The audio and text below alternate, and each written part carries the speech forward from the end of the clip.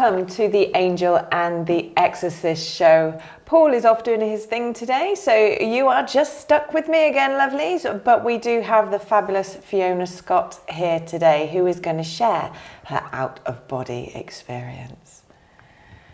How are you? I'm all right, thank you. A bit nervous. A bit nervous? A bit nervous, well, yes. Take a deep breath and welcome to the show. Thank you.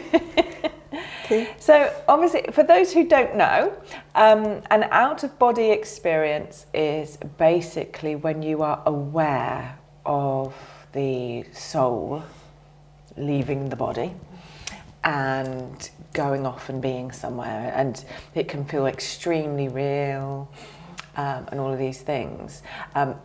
But you're very much aware that you've left your body. Does that make sense to your experience? Yes. It is similar to near-death, but the difference is you're not going down the tunnel to pass in and then have a change of plan. There's no death at the end of the corridor on this one. So what was your experience then? It was about 20 years ago, and I didn't think of it as an out-of-body experience at the time. It's only since knowing you, what have you done to me, woman, that I thought of it in those terms. I was having our first daughter, and it wasn't an easy birth, and they were giving me lots of drugs, so I suppose I associated it with that. Right. So we were about 4 hours in. By that I mean, women will know what I mean by this. 4 hours into the really painful bit. Yeah. several hours into the whole experience, when suddenly I was, how can I explain it? So if you think of a hospital room, and I'm on the bed and my husband's with me, and you know, there are nurses around us. Yeah, it's not that dignified, is it, giving birth? And suddenly I was on the ceiling, in the corner of the room, at the top, like that, watching what was going on, really clearly. And the thing that I remember the most is that I knew it was me. Totally knew it was me. Yeah. Looking down on me, Yeah. and thinking, why do I look like that? I look really worried and scared. So there was this like curiosity, but no strong visceral emotion at all. Watching what I was doing, looking around the room, seeing other people, and I had this strong feeling to my left of me was somebody else with me. But I didn't know who, Yeah. and I didn't question it. No. I was just watching the scene, and I had no sense of leaving my body, no sense of going back, but I was just suddenly there. It was the most curious thing. And then suddenly it was over, and I was back in the experience again. And I suppose afterwards, I can't remember if I mentioned it to Steve afterwards, but in my mind it was, I'd taken a shitload of drugs. Yeah. To help me give birth, and that had caused it. But now I'm not so sure. Yeah. That was it, really. Yeah. Do you remember how you felt in it? Curious, interested. In what you were watching? In what I was watching. I knew it was me, so it was like one part of me looking at another part of me. But I didn't feel strong emotion, I didn't feel fear, I didn't feel afraid. It was just like, oh, that's interesting, that's curious. Why am I looking like that? Why am I worried? It was all like that kind of thing. What am I doing? And I kind of knew I was on the ceiling, but I had no physical sense of my body whatsoever. And I knew it was me. That's the strongest thing I had. I said, this is going to sound weird, but I felt essentially, this is me. And I do remember as a kid, a very young age, very, very young age, thinking, keeping to convince myself that I was me. So I'd look in the mirror and say, I am Fiona Bune, because that was my name before I was married. Right, okay. I am Fiona Bune, I am in this body, I am looking out of these eyes, and I am Fiona Bune. And I remember that really strongly, and then that went away. And you didn't think that was weird at the time? No. No, Yeah. no. We don't, do we? No, Yeah. and that's the only time that out-of-body experience has happened, but it was a different feeling than being in a dream. Yeah. It was definitely a different feeling. It was Yeah. during the day, during obviously what is a dramatic experience for anybody, So, yeah, it was interesting. And I've only really thought about it since knowing you, that it's kind of bubbled up to the surface. And I thought, oh, yeah, that thing did happen to me. Which child were you giving birth to? Our first daughter, and she's 22 now. Is that Sammy? Yeah. Yeah. So, because there's a lot of beliefs around it, so because you were pregnant and that you're having a spiritual moment, there's a lot of beliefs that would say that's part of aligning Sammy to be open to her spiritual experiences, because I do know she has quite a level of awareness, so that's why I asked the question. So it's good. What were you aware of going on in the room with other people, like nurses and medical stuff? I think there was. What had happened was, you always think, don't you, that birth would be easy, but even though Sam, when she was born, was quite a small baby, I was struggling to get her out. Yeah. So they were prepping me for cesarean. Right, okay. So that had involved, taking off jewellery, doing this, signing this paper, signing that paper. But what I can't remember 20 years on is whether that happened after that experience or before that experience. But already by then I knew that this might not be a straightforward thing. Yeah. She was born, she was perfectly fine, but she was very little. Yeah. She was 4 pound, 14 ounces, I think. Wow. But as we've gone on in life, she's a feisty kid. She was the kid that always wanted to walk way before anyone else, always talked before anyone else, always wanting to ask questions to the point where it drives you nuts. But I never related that experience to her. I just thought it was my experience. Because you would have been in it together at that point, at birth point, when that soul is really there and really awakening to being in the physical body. So when you were then back in your body, what did you feel then? From what I can recall, I was simply back in the experience, and I didn't give at that time any thought to what had happened. Okay. It was only in the subsequent weeks when I mentioned to people that this had happened. And of course, if you're around very fact-based people, they're going to say, oh, well, it's the drugs you were taking. And yeah, it could have been that. That seemed a good explanation. As good explanation as any. Yeah. But I do wonder now, maybe it wasn't that. Maybe it was something else. And that's interesting and that's curious. Yeah. Life is full of curiosities, yeah. Because your soul will stay attached to the body. We see it as like a gold cord to the belly button. So you would have stayed attached to the body. And sometimes people actually see that as well. Were you aware of that, or just totally just aware of being up on the ceiling? No, I was not aware of that at all. Totally of being up on the ceiling. I never had any sense whatsoever that I was dying or anything like that. Didn't have any of that feeling. I didn't see any lights or tunnels or angels or anything like that. No. All I saw was me in a room where lots of activity was going on. Yeah, it was like that. Yeah. But I was aware I was part of the drama, if you see what I mean. Yeah.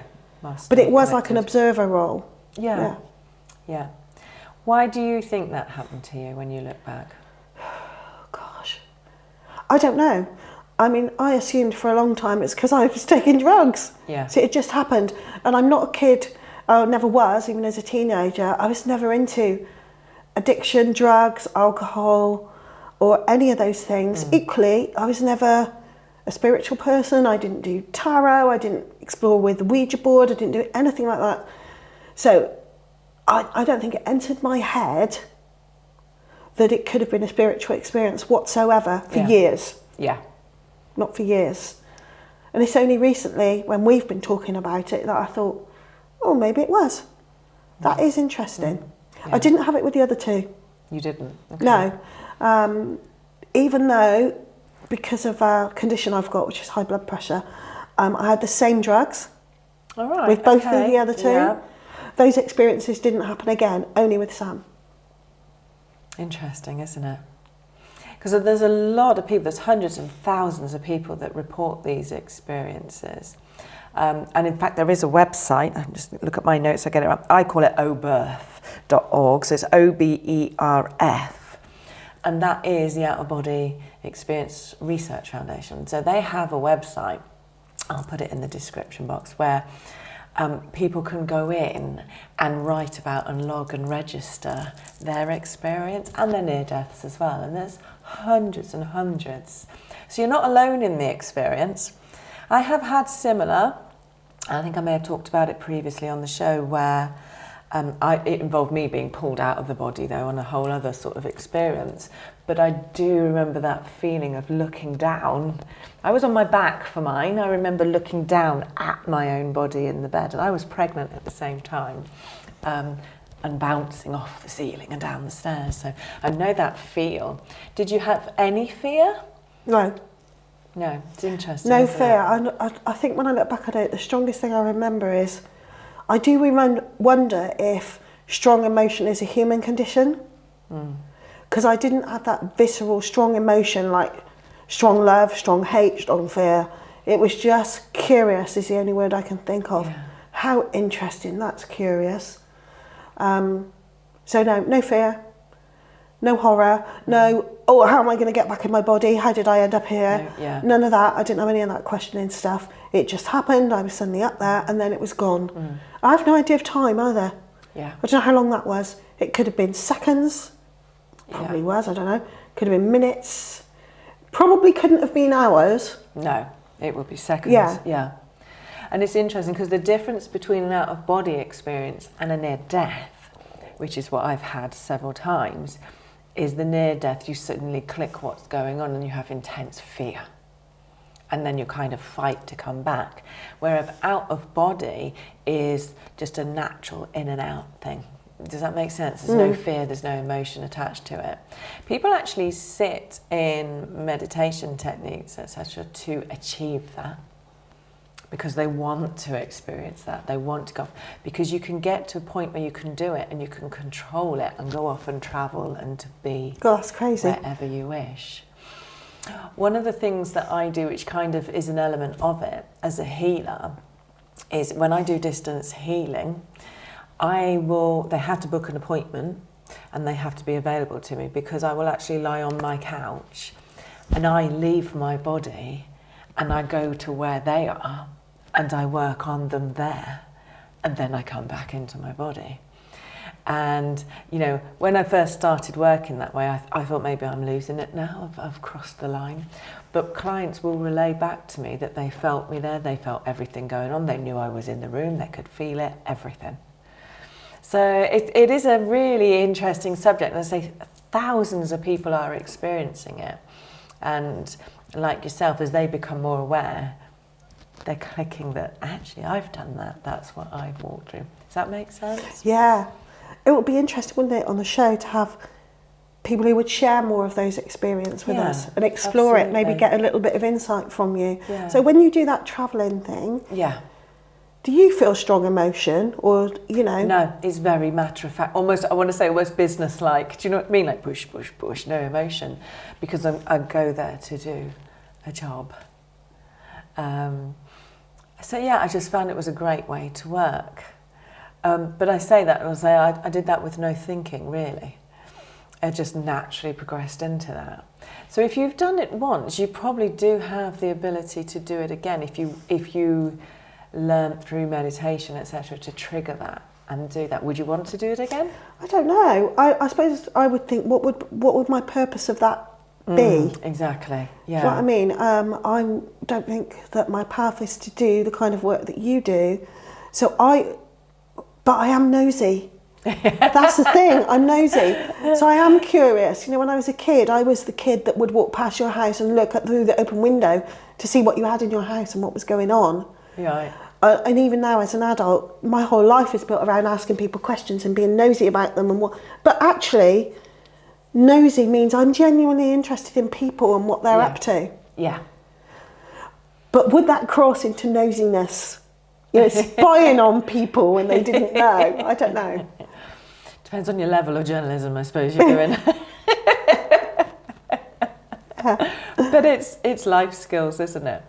And it's interesting that even in your out-of-body experience, you still stayed true to character And were questioning everything that was presented to you Yeah. in that sense, without actually stopping and thinking, actually, what the hell am I doing here on the ceiling?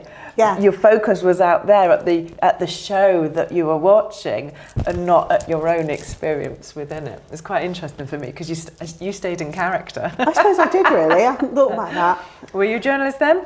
Yeah. Yeah. Yeah. Yeah, absolutely. Yeah. So it was all about questioning. And yeah, I think that's what I'm here to do. Yeah. Is to question, ask questions, share stories, and be horribly nosy, but in the right way. But in the right way, with and the about right the right intention. things. With good intention. Yeah. So yeah, it's been great to chat to Thank you. Thank you for coming on the show. That's okay. And if you're interested in that website, I will share a link to it so that maybe you would like to share. Maybe we should get you on to go on the website and type in your experience as well. But there's hundreds there that you can read, and I will share them. But if you have liked today's show, please click like and drop us a comment, let us know. And of course, if you're new to it, welcome. But please remember to hit subscribe and ring that bell so you know when the next show goes live.